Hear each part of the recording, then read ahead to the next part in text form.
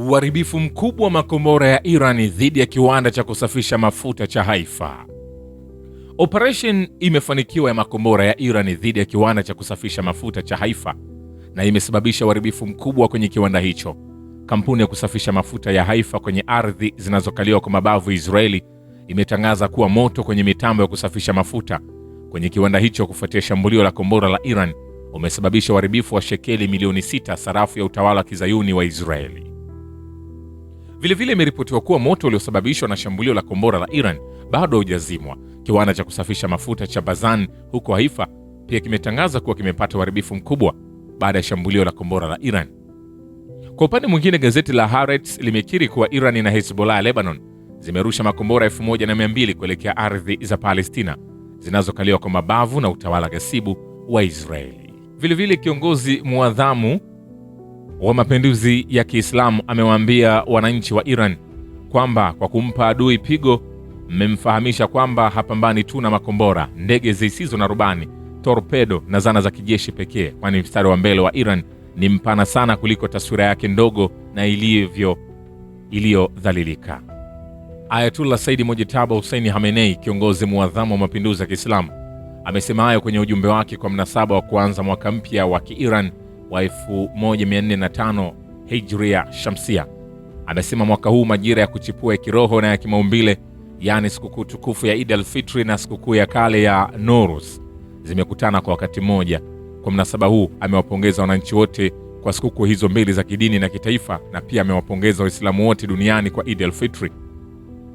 Katika hotuba yake, kiongozi huyo ameashiria matukio matatu ya vita dhidi ya Iran katika mwaka uliopita wa Hijria Shamsia. Vita vya kwanza ni vita vya siku 12 vya mwezi Juni mwaka jana vilivyoanzishwa na utawala wa Israeli kwa kushirikiana na Marekani.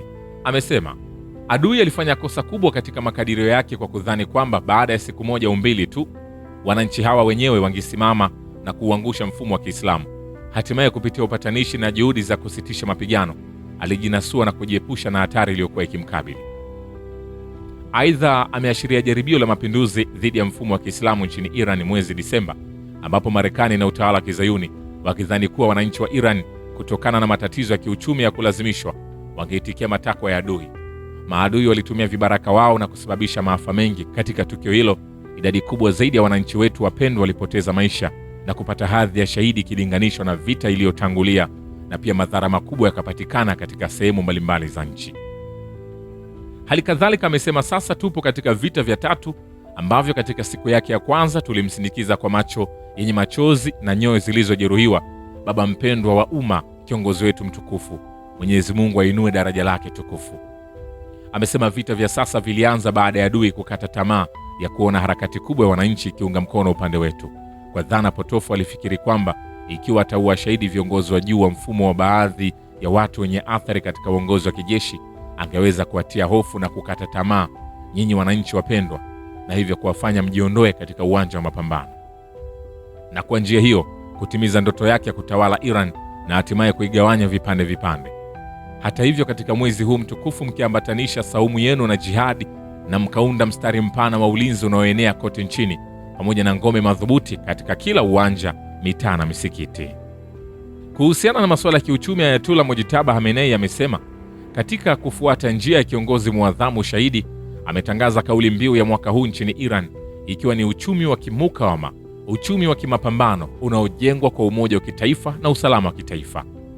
Katika sehemu nyingine ya ujumbe wake amesisitiza kuhusu umuhimu wa kuimarisha ushirikiano wa kidugu na nchi jirani ambazo amesema zina nukta nyingi za pamoja na Iran, hasa kama vile imani moja ya Kiislamu na maslahi ya pamoja katika kukabiliana na ubeberu duniani. Wakati hayo yakiendelea, rais wa Iran Masoud Pezeshkian ametoa ujumbe maalum kwa mnasaba wa mwaka mpya wa Kiirani wa Hijria Shamsia 1405 na kusema mwaka huu kuliko wakati mwingine wowote tunahitaji Nowruz inayoonyesha umoja wa dunia. Nowruz ni jina la sikukuu ya mwaka mpya katika kalenda ya Kiiran. Masoud Pezeshkian amesema kwenye ujumbe wake wa Nowruz kwamba mwaka huu matukio mawili yenye baraka yamekutana pamoja. Moja ni Nowruz na jingine ni Eid al-Fitr. Nowruz katika tamaduni na imani yetu kwa karne na milenia nyingi imekuwa ikizingatiwa kwa mwanzo mpya wa maisha katika nchi yetu. Hayo yakiendelea, kamanda wa kikosi cha Quds cha jeshi la walinzi wa mapinduzi ya Kiislamu ya Iran amesema mrengo wa haki utaendelea kuwa na uwezo na nguvu zaidi kila siku, na kwamba Iran itawashangaza wengi katika uwanja wa vita na utawala wa Kizayuni pamoja na Marekani.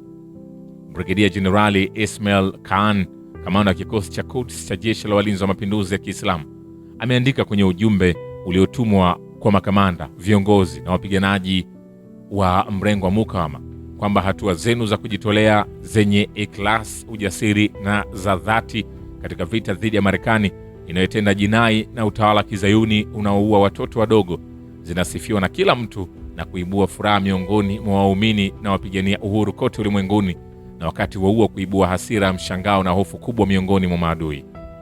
Amesisitiza kuwa leo ni wazi kwa kila mtu kwamba mrengo wa mukawama una uwezo wenye thamani kubwa sana ambao umeingia vitani dhidi ya Marekani, mtenda jinai na utawala wa Kizayuni unaoua watoto, kwa kujitegemea na kwa maamuzi na mipango yake ya busara kwa ajili ya kuitetea Jamhuri ya Kiislamu ya Iran.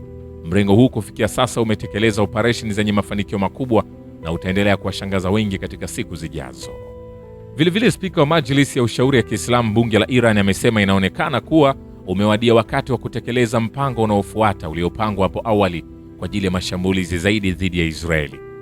Shirika la habari la Mehr limeandika kwamba spika wa Majlisi ya Ushauri ya Kiislamu Muhammad Kalibaf ametuma ujumbe kwenye ukurasa wake wa mtandao wa kijamii akisema, kama utawala wa Israeli umeshindwa kuzuia makombora ya Iran kupiga eneo lenye ulinzi mkubwa sana la Dimona, hii katika mtazamo wa kioperesheni ina maana ya kuingia katika awamu mpya ya vita vya anga ya Israeli, na hii ni kuonyesha kwamba anga la Israeli halina ulinzi.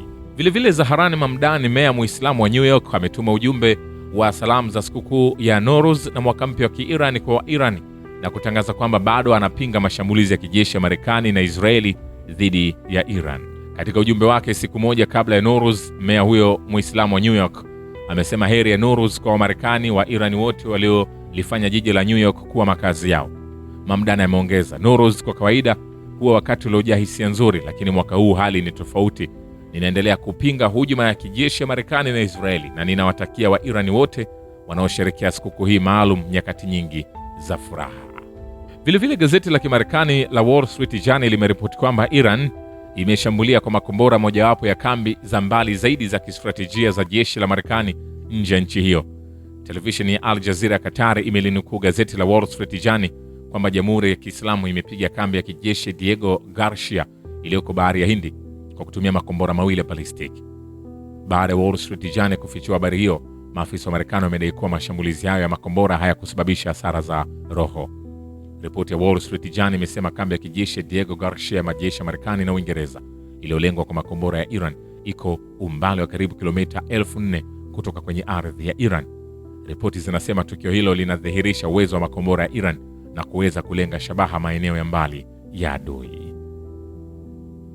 Shukran kwa Babu ya Kivita na Historia ya Dunia. Mimi ni Richard Shio, The Rich Voice. Ni follow Instagram na TikTok kama Rich Voice Official. Asante.